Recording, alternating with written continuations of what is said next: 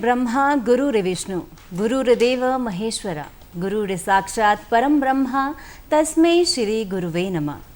अर्थात गुरु ही ब्रह्मा है, गुरु ही विष्णु है, गुरु ही भगवान शंकर है, गुरु ही साक्षात परम ब्रह्मा है।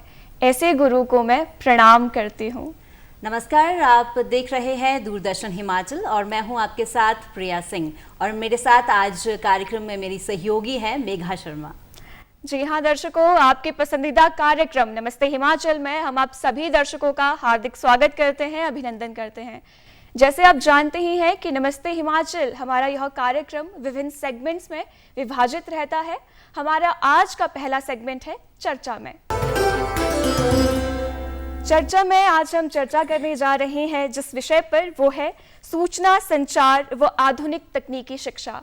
दर्शकों, ये विषय जितना अहम है, जितनी इसकी महत्ता है, उतने ही हमारे आज के महत्वपूर्ण गेस्ट हमारे साथ हैं। आज हमारे साथ स्टूडियो में है मिस्टर विजय कुमार डोगरा जी, जो नेशनल टीचर अवार्डी 2023 है। सर, बहुत बहुत स्वागत करते हैं हम आपका हमारे स्टूडियो में आने के लिए। बहुत धन्यवाद। दर्शकों, बातचीत आगे बढ़ाए, हम आपको इनकी एक छोटी सी झलक दिखाना चाहते हैं। छात्रों को नए तरीकों से ज्ञान देने के लिए हिमाचल प्रदेश के श्री विजय कुमार ने YouTube और ICT का उपयोग कर मिश्रित और फ्लिप कक्षा पद्धति को अपनाया। मैंने blender technique, flip classroom, math tool से कंसेप्ट समझाए, गणित पार्क का निर्माण कराया ताकि बच्चे जॉय फॉर लर्निंग से मैथ से प्यार करें, ना कि दूर भागे। इन्हें बतौर शिक्षक राष्ट्रीय पुरस्कार 2023 से सम्मानित किया जाता है।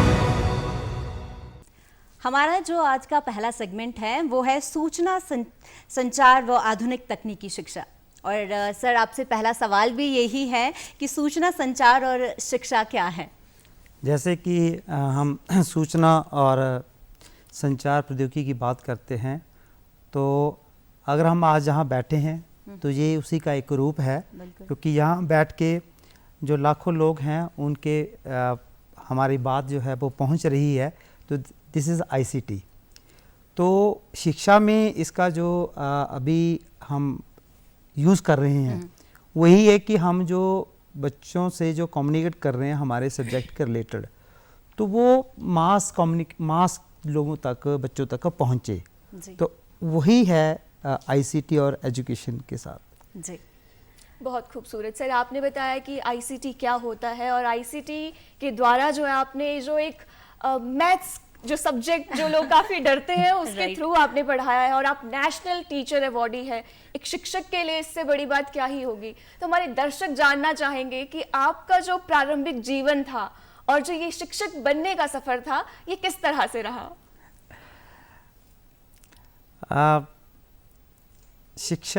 एक शिक्षक बनना एक बहुत बड़ा हमारे समाज में मैं ये समझता हूँ कि बहुत बड़ा एक बड़ी बात है, क्योंकि आप अगर शिक्षक नहीं हैं और किसी फील्ड में हैं तो उतना मान सम्मान शायद आपको नहीं मिल पाता जितना आप शिक्षक के रूप में पाते हैं। तो नो डाउट कि मैं शुरू में जब स्कूलिंग में था तो बहुत सारे टीचर्स जो है वो आपके रोल मॉडल हुआ करते हैं। तो मेरे भी कुछ टीचर्स थे जो रोल मॉडल हुए हैं और धीरे धीरे क्योंकि जो हमारी जो बैकग्राउंड है वो इतनी कोई मिडल, जैसे हम कहें कि लो मिडल फैमिली से बिलोंग करते हैं, मिडल नहीं कहेंगे, लो मिडल से बिलोंग करते हैं, तो एक मन में होता है कि जॉब लेनी है, जो सच्चाई है। तो पढ़ने में तो मैं ठीक था, इतना होशियार भी नहीं, इतना नालायक भी नहीं कह सकता हूँ, तो ठीक था। मैं टीचर्स के आंखों में मैं था कि ये है कोई लड़का, छवि अच्छी थी। तो मैंने जैसे मैट्रिक की, उसके बाद जैसे हमारा होता है कि सिस्टम है कि अब आप आर्ट्स में जाएंगे, नॉन मेडिकल रहेंगे, मेडिकल रहेंगे या कॉमर्स। तो मेरा इंटरेस्ट शुरू में था कि मैथमेटिक्स में, तो मैं नॉन मेडिकल में गया और गवर्नमेंट स्कूल में ही मैं पढ़ा। तो जाहिर है कि जब नॉन मेडिकल रखते हैं तो हम कहते हैं कि नहीं, हमने इंजीनियर बनना है। तो चलिए उसमें कोशिश की, लेकिन कुछ कारण रहे हैं कि वो नहीं हो पाया, बहुत सारे कारण थे। परंतु समय के साथ BSc में एडमिशन लिया। BSc जब मैंने कर ली तो फिर मैंने सोचा कि शिक्षक जो है वो एक अच्छा मतलब मेरे लिए रहेगा, क्योंकि सब्जेक्ट का जो मेरा कमांड थी मैथमेटिक्स वो काफ़ी थी और उसमें पढ़ने में वो मज़ा आता था। तो फिर मैंने बीएड की और हिमाचल, उस वक्त जो है हिमाचल में एंट्रेंस टेस्ट हुआ करता था, तो एंट्रेंस टेस्ट दिया और मेरा वहाँ पे सिलेक्शन होगी और मेरा ये सौभाग्य है कि मुझे एचपी यूनिवर्सिटी में बीएड करने का मौका मिला। फिर वहीं से ये सफ़र जो है वो स्टार्ट हुआ। जी, बहुत ही अच्छी बात है। और सर जी हाँ, दर्शकों तो जैसे विजय सर ने बताया कि कैसे उनके सफ़र की शुरुआत हुई, तो आप देख रहे हैं नमस्ते हिमाचल और हमारा पहला सेगमेंट चल रहा है चर्चा में। तो दर्शकों, हमारे चर्चा में आज का जो विषय है, अहम विषय है, वो है सूचना संचार और आधुनिक तकनीकी शिक्षा। जी, और सर एक बड़ा सवाल ये भी रहता है कि जो वर्तमान में आईसीटी है, जो इंफॉर्मेशन कम्युनिकेशन टेक्नोलॉजी जो है, उसकी क्या योग्यता है, क्यों ज़रूरी है, किस तरह की योग्यता है? ये देखो, किसी भी देश की जो तरक्की है, प्रोग्रेस है, वो आज के समय में बिना आईसीटी के पॉसिबल नहीं है। बिल्कुल, क्योंकि आईसीटी का मीनिंग है कि आप जो है एक छोटी सी जगह से आप बहुत सारे लोगों से अपनी पहुंच बना सकते हो। तो चाहे देश का कोई भी हमारा फील्ड हो, उसमें आईसीटी का बहुत रोल है। और जितनी आज हम डेवलप कंट्री जो हम देखते हैं, वो अगर आज वो जहाँ पहुँची हैं तो उनमें इंफॉर्मेशन टेक्नोलॉजी का उन्होंने बहुत अच्छी तरह से यूज़ किया हर फील्ड में। तो अब क्योंकि हम डेवलपिंग कंट्री हैं, हम भी उसमें अपना जो है उसको यूज़ कर रहे हैं। और ये तो बिल्कुल पूरा विश्व जानता है कि अब जो आईटी में है वो भारत का कोई सानी नहीं है। बिल्कुल, और हमने प्रूव भी किया है, लेकिन थोड़ा सा हम पीछे रह गए, लेकिन अब हम बहुत आगे हैं। और आईसीटी का हम अब यूज़ जो है बहुत अच्छी तरीके से कर रहे हैं। और इसके द्वारा धीरे धीरे जो सरकार है उन्होंने भी सोचा कि इसको और वाइड किया जाए, क्योंकि शिक्षा जो है वो भी एक अहम पार्ट है किसी कंट्री का, उसके डेवलपमेंट में। तो आईसीटी का जब हम यहाँ पे अब इसको इंड्यूस कर दिया हमने, तो इससे हमें बहुत अब बेनिफिट होने वाला है। और सरकार की जो बहुत ज़्यादा इस पे फोकस है कि जो आने वाले समय में जो शिक्षा है उसका आईसीटी का ज़्यादा से ज़्यादा जो टीचर हैं वो यूज़ करें, चाहे वो पढ़ाने के लिए हो, चाहे इन्फॉर्मेशन के लिए हो, चाहे वो टीचर्स के लिए उनको कुछ जैसे वर्कशॉप हैं या कोई हम सेमिनार आयोजित करते हैं, तो ये पॉसिबल नहीं है कि आप हर सेमिनार वो फिजिकल वे में आप कर पाएँ। लेकिन आईसीटी ने ये पॉसिबल किया है कि हम अपने घर में बैठे ही, चाहे 5 दिन का कोई वर्कशॉप लग रहा है, वो एनसीईआरटी दिल्ली में लग रहा है, तो जब हम आईसीटी का यूज़ कर रहे हैं तो हम घर बैठे भी उसमें अपने पार्टिसिपेशन कर सकते हैं और उसमें पैसा भी बचेगा और हमारा समय भी बचेगा, और जिससे हम जो है अपना नॉलेज जो है वो अपडेट कर सकते हैं। बहुत सारी चीज़ें जिसमें हम कहते हैं कि कम पैसों में हम चीज़ें उसमें ले सकते हैं। बिल्कुल, बहुत खूबसूरत। तो प्रिया, हम देखते हैं कि जो 21वीं सदी है उसको इंफॉर्मेशनल टेक्नोलॉजी का युग कहा जाता है। और दर्शकों, आपको बता दें कि जो हमारा इंडिया है वो डिजिटल हो रहा है, और डिजिटल जो वो हो रहा है उसमें भी आईटीसी का बहुत बड़ा योगदान है, उसी की वो देन है। जी, तो सर जी बताइए। जी, तो सर जैसे आपने बताया और दर्शक भी हमें देख रहे हैं और वो भी जानते हैं कि आईसीटी का आज के डेट में कितना ज़्यादा अहम रोल है। स्कूल की बात करें तो सर 2004-5 के आसपास ये लॉन्च हुआ था स्कूल में, 2010 के आसपास में और भी चेंजेस आए। लेकिन हम बात करना चाहते हैं कि आईसीटी और मैथ्स, ये इस दोनों का मिश्रण कैसे है? यानी कि आईसीटी को मतलब पोइट्री, इंग्लिश लिटरेचर या ज्योग्राफी, हिस्ट्री जैसे सब्जेक्ट्स को आसानी से पढ़ाया जा सकता है, लेकिन आईसीटी और मैथ्स, ये आप कैसे जादू करते हैं, ये जरा बताएं हमारे दर्शकों को। ऐसा है कि आईसीटी जैसे 2000 मैं जिस स्कूल में था पहले जी, तो वहाँ पे जो फर्स्ट फेज था 600 के आसपास स्कूल से, इसमें गवर्नमेंट ने आईसीटी को इंट्रोड्यूस किया। तो आई वाज लक्की कि मैं उस स्कूल में था और मुझे इंचार्ज भी बनाया गया। तो मैं पहली बार वहाँ पे इसका मतलब समझ पाया कि ये है क्या चीज़ें, क्योंकि उसमें जो मटेरियल था हमें स्टडी मटेरियल वो हमें सॉफ्ट कॉपी पे भी मिला जी। और जब हमने पहली बार उसको टीवी पे 14 इंच का टीवी भी हमें मिला था, तो जब हमने चलाया तो बच्चे बड़े खुश कि ये क्या चीज़ आ गई, क्योंकि जो बुक में था वही वहाँ पे दिखा। दिख रहा है। बिल्कुल। तो उसमें ये पहला उसमें था कि जब हम कुछ टॉपिक पढ़ाते थे ना, जी उसके बाद उसमें क्वेश्चनर होता था, तो वो हाँ ना में जवाब देना था, तो वहाँ पे क्लिक करना था। तो जैसे हम उसको क्लिक करते तो साउंड आती थी, तो बच्चे देखते जी ये क्या हो गया। जी। तो हमारे लिए भी नया था, उनके लिए भी नया था। बिल्कुल। फिर वहाँ से सोचा कि ये जैसे आपने कहा कि बाकी बहुत सारे सब्जेक्ट है जी। जिसमें आईसीटी का यूज़ बड़े आसानी आसानी से से कर किया सकते जा हैं। सकता जी। है और इफेक्टिवली किया सकता जी। है, लेकिन मैथ में थोड़ा सा इसमें इतना आसान नहीं है। जी। जी तो फिर चीज़ें आई कि अब वो जो कहते हैं कि necessity is the mother of invention, जी तो फिर वो ज़रूरत समझी। तो कहीं से यूट्यूब से या जो कोई लोग उस वक्त करते भी थे तो उनसे इंटरेक्ट हुआ। तो सबसे पहले यूज़ किया कि पीपीटी बनाना सीखा हमने, जी।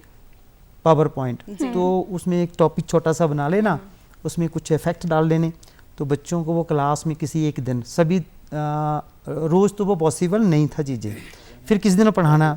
तो धीरे धीरे क्या किया कि जब वो स्टेप हमने शुरू किए तो वहाँ से फिर नई नई चीज़ें आती गई कि अब ये चीज़ आ गई। जैसे हमने वो इफेक्ट डाले तो उसमें हम जैसे कोई क्वेश्चन बताते थे तो उसमें कोई इफेक्ट डाल देना कि बूम की आवाज़ आ जाए जी। या कोई पर्दा गिर गया, तो उससे क्या होगा कि बच्चे में ना एक थोड़ा सा एक बच्चे जुड़ गए, इंटरेस्ट भी बना इंटरेस्ट रहता बन है। गया। जी। और वो जैसे होता है ना कि वो स्टन रह जाते थे कि जैसे वो टीवी देखते या फिल्में देखते थे, उनको भी लग रहा है कि ये फिल्म लग रही है। कुछ तो हम नया तो हम बच्चों को ना वहाँ पे बैठाने के मतलब एक हमने वो एक माहौल ऐसा क्रिएट कर दिया कि बच्चे अब इंटरेस्ट लेते थे। जी। बिल्कुल। तो धीरे धीरे फिर वो चीज़ें होती गई, नई चीज़ें जुड़ती गई।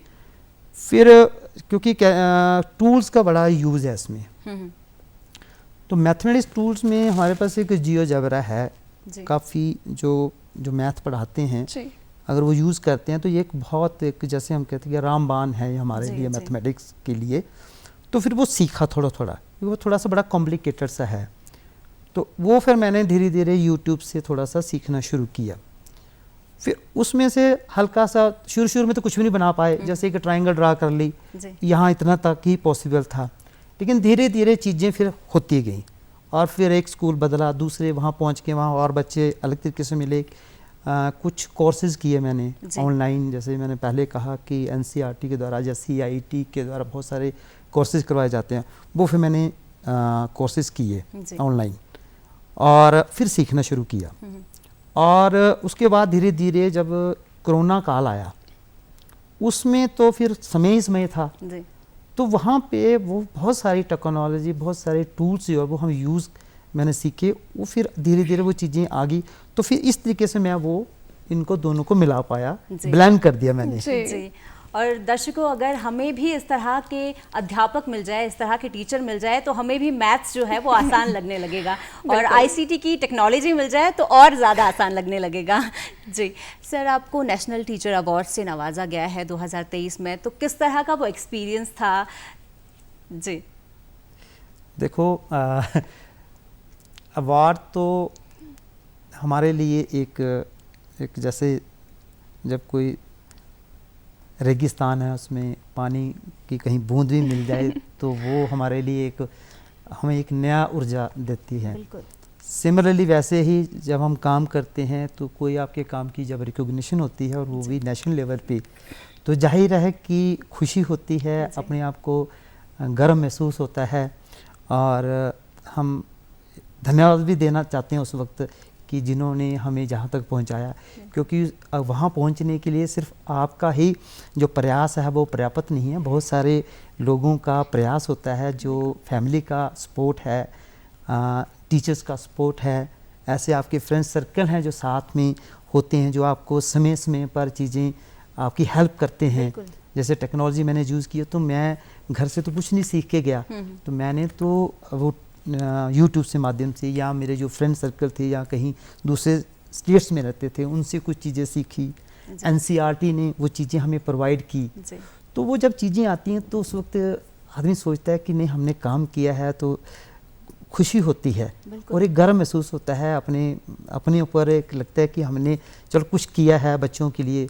और जब मैं देखता था कि बच्चे इस दौरान जो बच्चों ने जो मुझसे स्टूडेंट पढ़े हैं उन्होंने जिस तरीके से इस अवार्ड को लिया, मुझे वो बहुत अच्छा लगा और मुझे बड़ा गौरव महसूस हुआ कि मेरे बच्चे जो है मुझसे ज़्यादा उन्होंने इसमें खुशी व्यक्त की।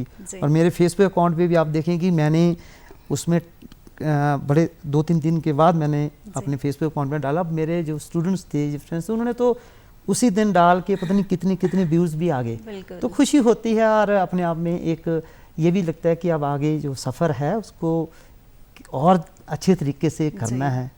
डेफिनेटली सर, देखा कह सकते हैं कि आपके स्टूडेंट को तो आप पे गर्व है ही, साथ ही में हमें भी आप पे बहुत गर्व है कि इंडिया में इस तरह के टीचर्स हैं हमारे पास जो इस तरह की शिक्षा प्रोवाइड करवा रहे हैं। बिल्कुल सर, आप बधाई के पात्र हैं। और कहा भी जाता है दर्शकों की जो गुरु में एक व्यक्ति के जीवन को बदलने की, समाज को बदलने की, देश को बदलने की और यहाँ तक सदी के रूप को बदलने की भी ताकत होती है। तो बहुत बहुत बधाई के आप पात्र हैं। सर, एक और बात हम करना चाहते हैं, अभी आपने कोविड का जिक्र किया था कि आईसीटी तो वैसे थोड़ा पहले आ गया था, स्कूल में लॉन्च कर दिया गया था, लेकिन हमने असल महत्व जाना कोविड टाइम में। तो कोविड में किस तरह से आपने बच्चों को पढ़ाया, वो पूरा आईसीटी का यूज़ कैसे कैसे किया, वो हम एक्सपीरियंस जानना चाहेंगे। देखो, जब आईसीटी इंट्रोड्यूस हुआ तो तब तक हम भी वो जैसे फर्स्ट क्लास का बच्चा होता है वैसे हम भी थे कि मटेरियल मिला हुआ है, थोड़ा सा हमने पीपीटी बनाना शुरू की तो वहाँ तक सीमित था। तब कुछ चीज़ें हमने सीखी थोड़ी सी, लेकिन जब धीरे धीरे कोविड में जब हम पहुँचे तो तब एक समय तो ऐसा है कि लगा कि जीवन खत्म हो जाएगा। तो 3-4 महीने तो हम सब जो है वो अपने घरों में कैद हो गए थे, बच्चे भी कैद। बच्चे खुश हो गए, हमें छुट्टियां हैं और हमारे बच्चे जिस बैकग्राउंड से आते हैं वो जो गांव का परिवेश है तो वो भी वैसे ही सोचते हैं कि अब तो मज़े हैं मज़े। तो धीरे धीरे फिर जब मैंने सोचा कि नहीं, ये जो बच्चे हैं ये अपना टाइम ख़राब कर रहे हैं। शहरों में जो बच्चे हैं वो तो ट्यूशनें, उनके पेरेंट्स जो पढ़े लिखे हैं उन्होंने तो ट्यूशन लगा दी ऑनलाइन, तो हमारे बच्चे तो कुछ भी नहीं कर रहे हैं। तो फिर मेरे मन में आया कि क्यों ना कुछ ऐसा ऑनलाइन स्टार्ट किया जाए कि जब बच्चों से इंटरेक्ट हो। तो मैंने धीरे से फिर शुरू में मैंने ऑनलाइन स्टार्ट किया। तो ऑनलाइन जब स्टार्ट किया तो बच्चे वो, क्योंकि गांव के हैं, वहाँ पे एक तो इंटरनेट की फैसिलिटी नहीं है, कईयों के पास मोबाइल नहीं थे, तो वो थोड़ा थोड़ा हमारा काम चल पड़ा। लेकिन जब देखा कि बच्चे नहीं आ रहे हैं, बहुत सारी चीज़ें प्रॉब्लम्स आ रही हैं, फिर वीडियो बनाना शुरू किए। तो वीडियो भी हम सिंपली बनाते थे, सीधा बोर्ड पे खड़े था ना और एक कैमरा कहीं सेटिंग शूटिंग करके वो वीडियो बनाया भेजा। जब वीडियो भेजा तो वो वीडियो इतना साइज़ बढ़ा जाता था कि वो कहते सर ये पहले वाला इतना आ गया, हमारा स्टोरेज बढ़ गया। तो उनमें भी बच्चों के वो बहुत सारे प्रॉब्लम्स सामने आ गई। और फिर मन में आया कि किसी ने बताया कि यार यूट्यूब चैनल जो है आप अपना शुरू करो, वहाँ पे आप अपने वीडियो अपलोड करो और उसके बाद वो बच्चों को लिंक दो, तो उसमें बच्चों की वो जो मेमोरी है वो इतनी स्टोरेज फुल नहीं होगी। फिर सफ़र हुआ ये स्टार्ट कि मैंने यूट्यूब चैनल अपना स्टार्ट किया। फिर यूट्यूब चैनल स्टार्ट किया तो थोड़े वीडियो तो वैसे बन गए शुरू में, वैसे जैसे हम पहली दूसरी क्लास में बच्चा पढ़ता है वो सिंपल से। फिर धीरे धीरे है कि यार अगर हम यूट्यूब पे बना रहे हैं, बहुत सारे लोग देख रहे हैं, तो इसमें थोड़ी सी टेक्नोलॉजी यूज होनी चाहिए, थोड़ा सा इसमें ऐसा टेक्निक यूज़ हो कि देखने वाला इसको इंटरेस्ट से देखे। क्योंकि जब आप 15-20 मिनट आप टीवी देख सकते हैं, लेकिन आप जो पढ़ाई का कुछ ऐसा कंटेंट है तो वो आप अगर वो इंटरेक्टिव नहीं है ना तो बच्चा नहीं देखेगा। तो फिर सीखना शुरू हुआ, तो यूट्यूब फिर हमारे पास, तो वहाँ से फिर कुछ टूल्स सीखे। जैसे मैं एक एग्जांपल देना चाहता हूँ, जैसे मैंने एक वीडियो मतलब शूट किया, तो उसमें हमने ऑनलाइन स्टार्ट किया, मैंने ऑनलाइन क्लास भी स्टार्ट कर दी जैसे यूट्यूब के माध्यम से।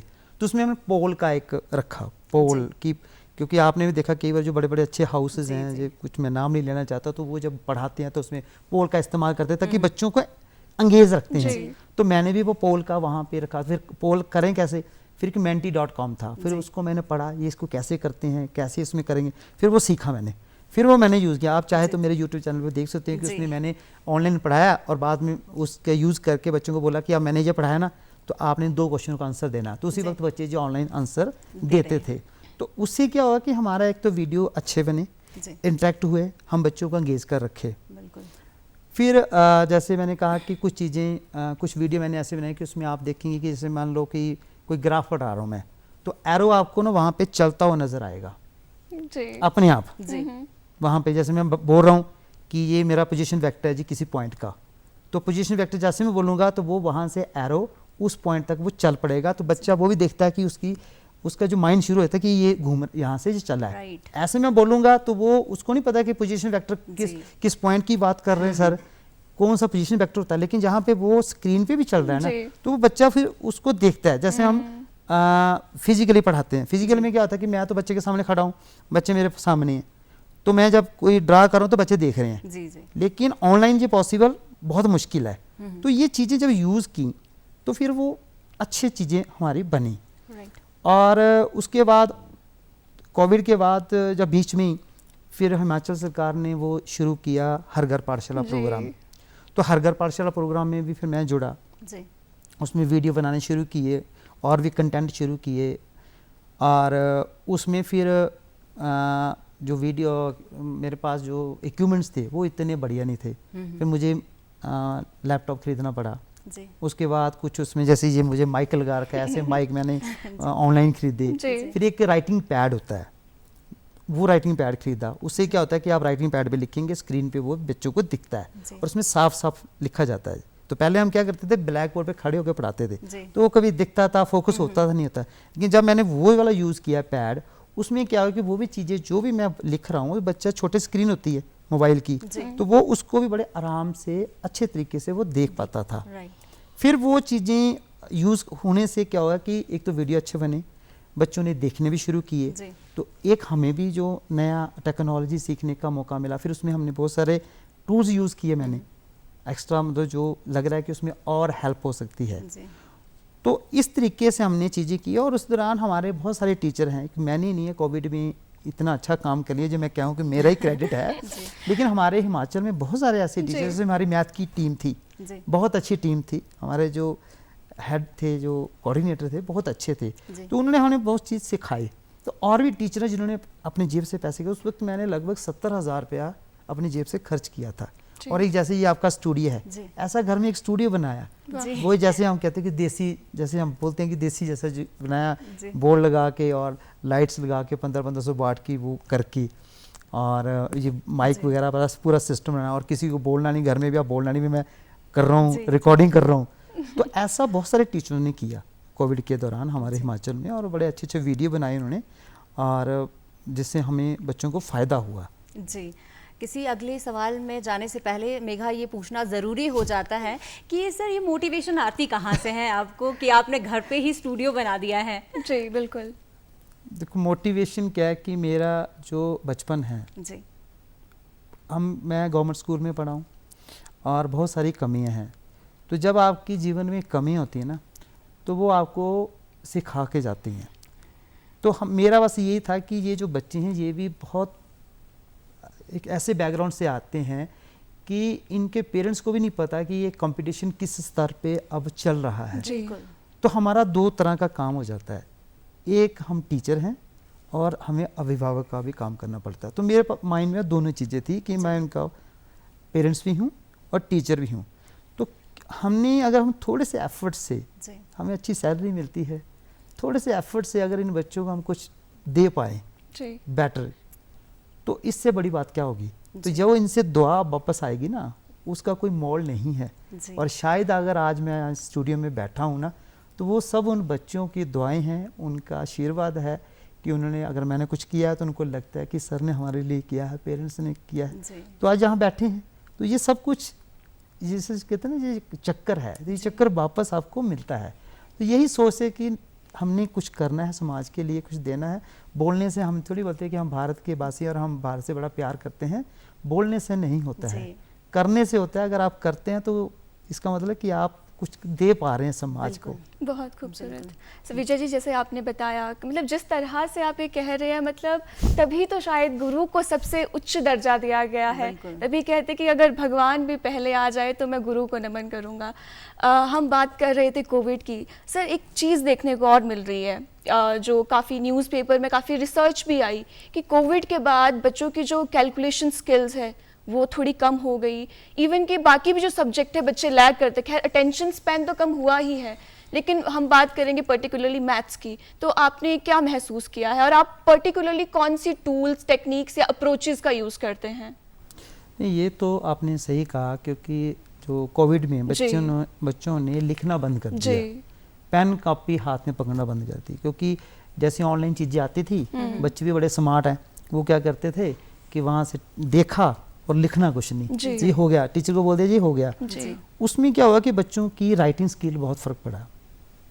और मैथमेटिक्स जैसे बात कर रहे हैं कि मैथमेटिक्स बिना किए आता नहीं, क्योंकि मैथमेटिक्स क्या है कि the only way to learn mathematics is to do mathematics, कि आप सिर्फ मैथ को तभी समझ पाएंगे, जान पाएंगे, जब तक आप करेंगे नहीं, हाथ से लिखेंगे नहीं। तो वो प्रॉब्लम आ रही है जी। अब मैंने क्या किया कि अब बच्चे क्या है कि जब कोविड के बाद आए, क्योंकि मेरे पास तो 11th-12th के बच्चे, लेकिन वो भी उनकी स्थिति भी वैसे ही है। जैसे प्राइमरी सेक्शन जहाँ हम मिडल में बात करें, वहाँ तो हालत ज़्यादा ख़राब है, क्योंकि बच्चों ने छोड़ दिया और टीचर्स के लिए इतनी प्रॉब्लम्स आ गई है कि अब टीचर्स को शुरू से वो सारी चीज़ें करानी पड़ रही हैं। उनको रोज़ जो है वो पहाड़े लिखने के लिए बोला जा रहा है, उनको कैलकुलेशन जो है, कुछ टीचर क्या कर रहे हैं कि कैलकुलेशन, ऐसे क्वेश्चन कैलकुलेशन सिंपल से दे रहे हैं, घर से करके आओ, ताकि उनकी जो राइटिंग स्किल है या उनका जो जैसे कहते हैं ना कि माइंड और हाथ का जो कॉम्बिनेशन है ना, उसमें कहीं ना कहीं अंतर आ गया है। तो मैंने तो ये बार बार यही बच्चों को करा कि लिखने की प्रैक्टिस और टेस्ट ज़्यादा, बहुत ज़्यादा, जैसे टेस्ट वो नहीं कि नंबर के टेस्ट, जैसे सीधा ही कि आज आपका टेस्ट है, आप इसको करो क्लास में, सरप्राइज टेस्ट हो गया, तो इसमें आप ये मत सोचो कि आपके नंबर है, जस्ट उनको थोड़ा सा सिमुलेट कर रहे हैं कि नहीं भाई चीज़ें जो है ना प्रैक्टिस करो। और बच्चे क्या कर रहे हैं कि कई बार तो मुझे लग रहा है कि बच्चे कुछ जो है माइनस और प्लस में भी गड़बड़ कर रहे हैं, कारण कि उन्होंने वो चीज़ जो 2 साल जो उनका बीच में गैप आ गया ना, उसने एक बहुत सारा कम्युनिकेशन, मतलब जो एक कहते हैं कि गैप आ गया है, जिसको हम लर्निंग गैप बोलेंगे, वो बहुत आ गया है। तो हमारे टीचर कर रहे हैं उसके ऊपर, जैसे मैं कर रहा हूँ, तो बहुत सारे टीचर भी उसके ऊपर काम कर रहे हैं कि ताकि उनका वो जो कहीं लैग रह गया है उसको भरा जाए। लेकिन आपको पता है कि जब कोई चीज़ पीछे छूट जाती है तो इतनी जल्दी हम उसको कॉप अप नहीं कर पाते, बट फिर भी हम प्रयास कर रहे हैं और चीज़ें उसके ऊपर हम कोशिश कर रहे हैं कि जैसे FLN जैसे हम कह रहे हैं, जैसे करते हैं उसके ऊपर फाउंडेशन पे हम बात कर रहे हैं, तो वो कर रहे हैं सारे न्यूमरेसी पे भी जो बात कर रहे हैं। जी, तो दर्शकों आपको बता दें कि विजय कुमार जी जो हैं उन्हें USA जाने का भी मौका मिला और 2022 में इन्होंने इंडिया को रिप्रेजेंट किया है वहाँ पे। सर नेक्स्ट क्वेश्चन यही है कि USA में आपको जाने का मौका मिला, वहाँ की शिक्षा प्रणाली और यहाँ इंडिया की शिक्षा प्रणाली में आप कितना डिफरेंस पाते हैं? मुझे full bright teacher excellency award एक प्रोग्राम है, ECA डिपार्टमेंट है गवर्नमेंट ऑफ अमेरिका का, तो उसमें लगभग 150 के करीब जो है वो टीचर्स को उनके देश में जाने का मौका मिलता है। तो मुझे भी 2022 में वो मौका मिला और मेरी सिलेक्शन हुई। तो मैं USA में फ्लोरिडा, उनकी स्टेट है कि वहाँ पे फ्लोरिडा गल्फ कोस्ट यूनिवर्सिटी है, वहाँ पे मुझे जाने का मौका मिला और 6 हफ्ते का प्रोग्राम होता है। तो 4 हफ्ते तो उन्होंने हमें उस यूनिवर्सिटी में हम गए, रोज़ डेली जाते थे, पढ़ाते थे, नई नई टेक्निक्स टेक्नोलॉजी बताते थे जो शायद हम यहाँ नहीं सीख पाए, क्योंकि वो जाहिर है कि उनका जो थोड़ा सा एजुकेशन सिस्टम है या जो अलग तरीके का पैटर्न है, तो वो एक डेवलप कंट्री है, तो वो हमसे थोड़ा अप ही हैं, तो वहाँ से बहुत सारी चीज़ें देखने का मौका मिला। और जब हमें 2 हफ्ते उन्होंने स्कूल में भेजा तो मैं बड़ा शौक वहाँ पे, वहाँ का जो माहौल है देख के।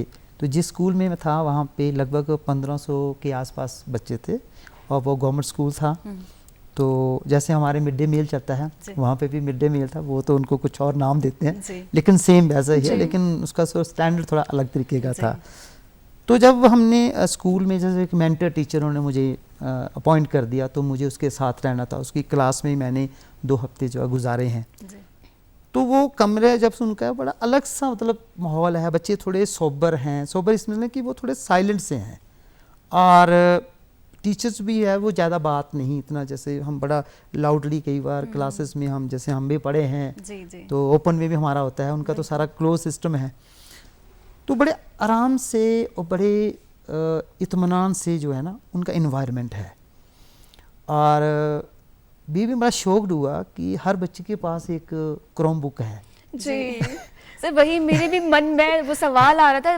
भाई आज जब हम कोई मूवी देखते हैं, हॉलीवुड मूवी, टीचर आगे पढ़ा रहा होता है, पीछे बच्चे के पास लैपटॉप होता है, वो कुछ ना कुछ खा रहा होता है, क्या सचमुच ऐसा ही होता है सर? हाँ बिल्कुल बिल्कुल, मैं बड़ा हैरान देख के, जो मेरे मेंटर टीचर थे मिस्टर माइक की, जी तो मैं उनको बोलूँ कि यार मुझे ना बड़ा अलग सा आपका माहौल दिख रहा है यहाँ पे। जी मैं इतने उनके पास लैपटॉप है, कहते सर इनके पास मोबाइल भी हैं। मैंने जब देखा सब मोबाइल भी हैं, जी तो कहती कि ये मोबाइल जो है अब इनको मुझे रिक्वेस्ट करनी पड़ती है कि kindly put up your backpack the front of the classroom. जी तो फिर ये बच्चे वहाँ पे रखते हैं, तो बस इनके पास लैपटॉप रहता है। तो लैपटॉप इसलिए रहता है कि क्रोमबुक, क्योंकि टीचर जो पढ़ाता है ना, हम यहाँ ऐसे नहीं पढ़ाते। उनके पास क्या होता है कि एक स्क्रीन लगी है, हमारे भी स्क्रीन लगी है आजकल, तो हमारे भी बड़े अच्छी चीज़ें आ गई हैं।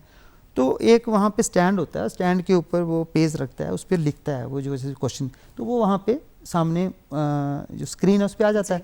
बच्चे के पास भी वो चीज़ें हैं, अब चाहे वो स्क्रीन पे देख ले या वो अपने क्रोमबुक पे देख ले, तो वहाँ पे वो क्वेश्चन सॉल्व करते हैं या फिर उनको पेज दिया जाता है, तो वो वहाँ से देख सकता है। तो कहने का मतलब कि इंडिविजुअल बच्चा जो है वो अपने में मस्त है, जी एक दूसरे के साथ वो उनका बातचीत नहीं है।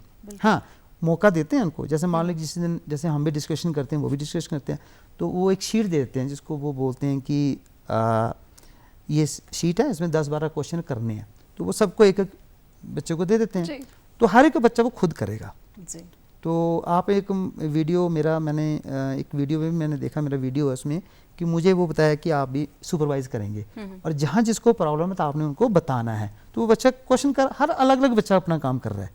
और फिर मैं जैसे मान लो उसको प्रॉब्लम है तो उसने हाथ खड़ा करना है, मैं उसके पास जा रहा हूँ, फिर उसको बता रहा हूँ कि आपको यहाँ दिक्कत है, तो फिर मैं उसको समझा रहा हूँ। तो इस तरीके से तो हमारे तो ये सिस्टम, जो हमारा क्लासरूम का सिस्टम ऐसा नहीं है। हमारा तो क्या है, मैक्सिमम क्या है, टीचर पढ़ा रहा है, बच्चे सुन रहे हैं और उस तरीके से वो कर रहा है। लेकिन हमारा थोड़ा थोड़ा बदल रहा है, यहाँ पे भी चीज़ें बदल रही हैं। बट है कि फिर भी हमारे बच्चे जो है ना, ये तो मैं जरूर बात कहना चाहूँगा कि हमारे बच्चे ज़्यादा मेहनती हैं एज कम्पेरेटिव उनके, क्योंकि उन जैसे हमने कहा वो चिंगम भी चबा रहे हैं, हमारे बच्चे ऐसा नहीं करते, वो रिस्पेक्ट करते हैं। क्लासरूम का एक हमारा एक डेकोरम है, वो उसको भंग नहीं करते। हमारी यूनिफॉर्म है, वहाँ पे बच्चे को फ्री है कि अब जैसे मर्जी पहन के होते। एक दिन एक बच्चा जो है वो चश्मा पहना, उसने लाल से रंग का कैप पहनी हुई है, हाफ में उसने जो हाफ पैंट पहनी हुई है। तो मैंने माइकी को बोला कि व्हाट इज दिस, कहता हम नहीं रोक सकते, ये फ्री है। और हमारे लिए बहुत ज़्यादा डिफरेंट हमें मैं बिल्कुल शौक हो गया कि ये ऐसा इन्वायरमेंट।